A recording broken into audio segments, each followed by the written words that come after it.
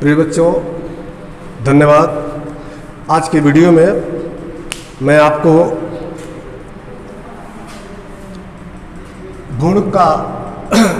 भ्रूणपोष का विकास बताने चल रहे हैं। इसके पिछले वाले वीडियो में हमने भ्रूण विकास बताया था। चूँकि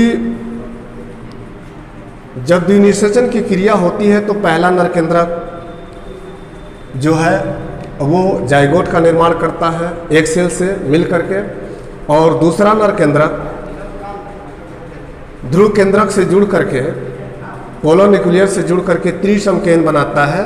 वही त्रिसंकेन प्राथमिक भ्रूणपोष का निर्माण करता है और प्राथमिक भ्रूणपोष से भ्रूणपोष बनता है।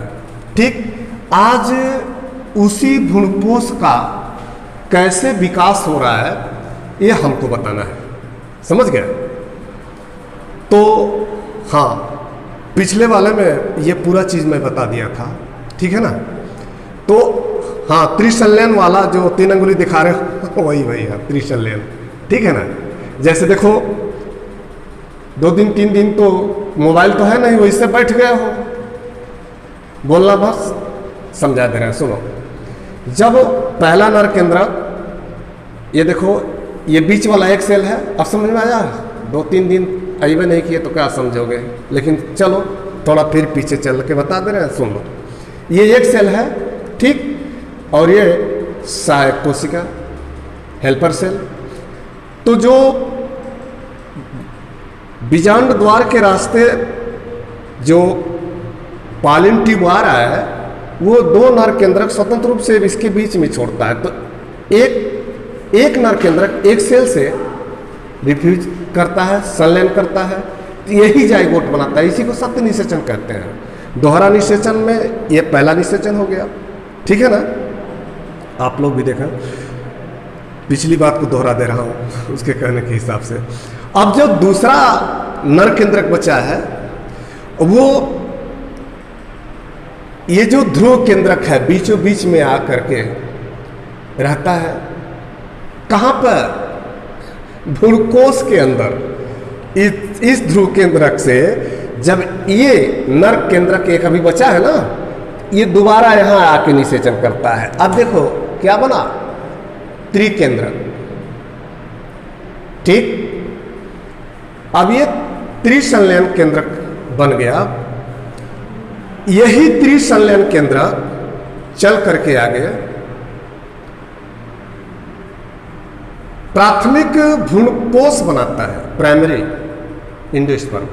अब वही इंडोस्पर्म बड़ा हो जाता है, तो उसी का डेवलपमेंट आज बताना है। आज वही बता रहे हैं, डेवलपमेंट प्राइमरी से जब वो भ्रूणपोष बनता है, ठीक।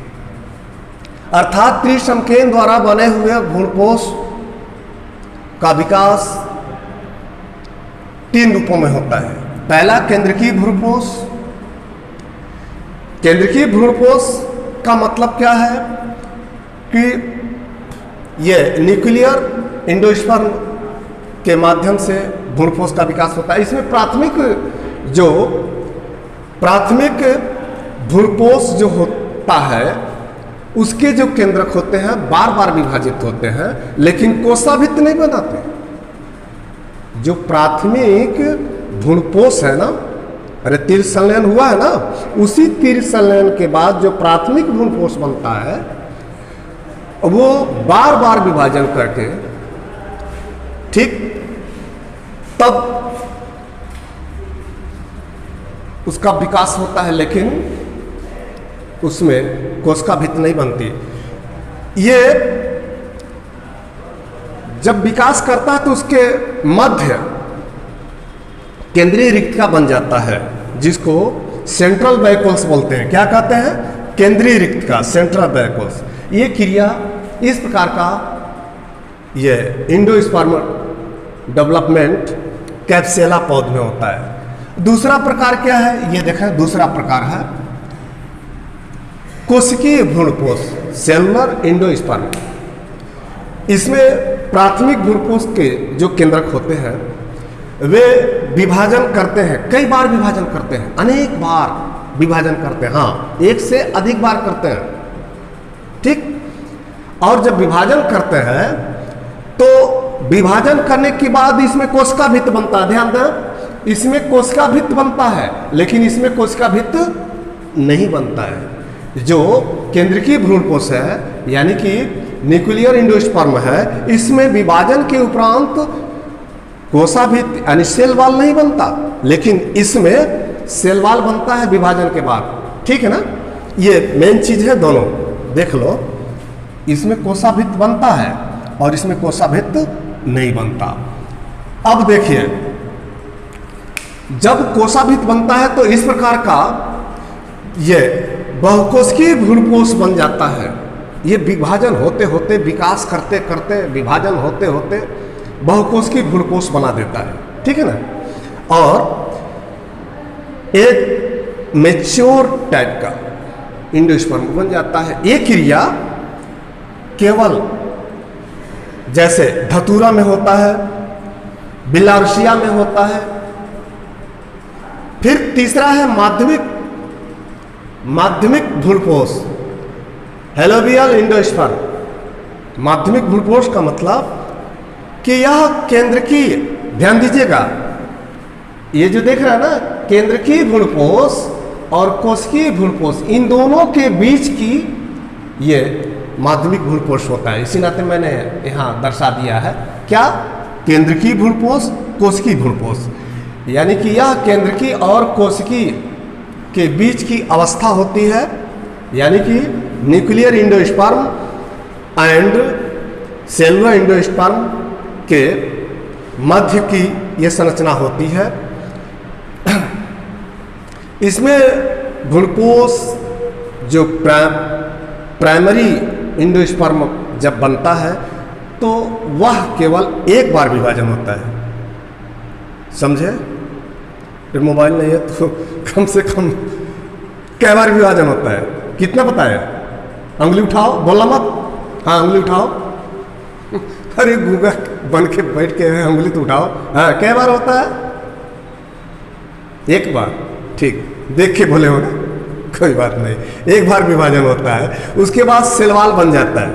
आइए सुनिए, ये कितने बार विभाजन होता है?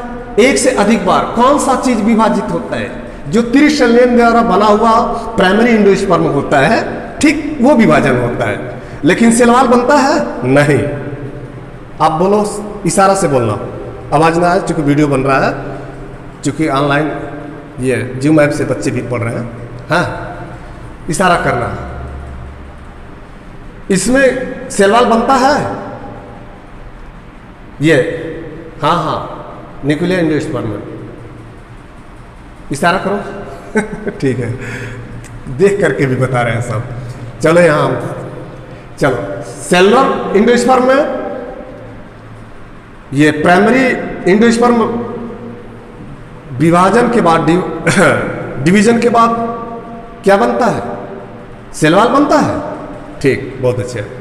और इसमें ये कौन सी अवस्था है? प्राइमरी एंडोस्पर्म बनने से पहले इनकी कौन सी अवस्थाएं होती हैं? Cellular endosperm and nuclear endosperm के बीच की अवस्था होती है, ठीक है ना। लेकिन इनका जो प्राइमरी एंडोस्पर्म होता है, समझ रहे हो बात, प्राइमरी एंडोस्पर्म वो केवल ओनली फॉर वन, एक बार विभाजित होता है, और विभाजित होने के बाद से चारों ओर से भित्ति बन जाती है? जब चारों ओर से भित्ति बन जाती है तो ये एक परिपक्व हो जाता है। ये क्रिया इस प्रकार का भ्रूणकोश का विकास, यानी कि भ्रूणकोश का जो विकास होता है वो एरीमुरस में होता है। अब आइए नीचे हम चलते हैं, भ्रूणकोश की आकारिकीय प्रकृति, यानी कि मॉर्फोलॉजिकल नेचर ऑफ एंडोस्पर्म। इसका मॉर्फोलॉजी क्या है? देखें, इसे भी 3 भागों में बांटा गया है। इसका एंडोस्पर्म का डेवलपमेंट भी 3 भाग में है और मॉर्फोलॉजी भी 3 भाग में। पहला है, भ्रूणकोश एक युग्मकोभिद ऊतक होता है। कुछ वैज्ञानिकों ने माना कि यह आवृतबीजी में त्रियन संलयन केंद्रक के द्वारा ये इसका विकास होता है या इसका संरचना बनता है जो खास करके पोषण प्रदान करता है। कब? एम्ब्रियो डेवलपमेंट के समय ये भोजन संचय भी करता है और पोषण प्रदान भी करता है। आगे चलें। भ्रूणपोष एक बीजाणु उद्भिद उत्तक है, यानी कि एंडोस्पर्म इज स्पोरोफाइटिक टिश्यू। ठीक, इसमें क्या है कि ये भ्रूणपोष जो होता है वो जुड़वा टाइप का, जुड़वा बच्चे जाने हैं ना, कभी कभी तो जोड़े में भाई बहन भी होते हैं, कभी कभी दोनों लड़कियां ही होती हैं, तो कभी कभी दोनों लड़के होते हैं। लेकिन कभी कभी जो ऐसे जुड़वे जिनका अंग ही आपस में जुड़ा होता है, जिसको श्यामी इमेज कहते हैं, आपको पढ़ाएंगे। हाँ, अगला जब चैप्टर आएगा जेनेटिक्स वगैरह का तो उसमें बताएंगे। हाँ, ठीक उसी तरह से इसमें सारे एंडोस्पर्म आपस में जुड़े रहते हैं, एक जुड़वा संरचना बनाते हैं। लेकिन इसमें बीजाणु उद्भिद जो अवस्था होती है, स्पोरोफाइटिक स्टेज जो होता है वो 2n होता है। हाँ, स्पोरोफाइटिक स्टेज वो 2n होता है, 2n, ठीक है ना, डिप्लॉयड। और जो भ्रूणकोष इसमें होता है वो त्रिसंकेन डिप्लॉयड होता है। अब आइए यहाँ, भ्रूणकोष एक अवेदित उत्तक है, अवेदित, जिसका अविभेदित, जिसका विभाजन न हो, भेद पैदा होना।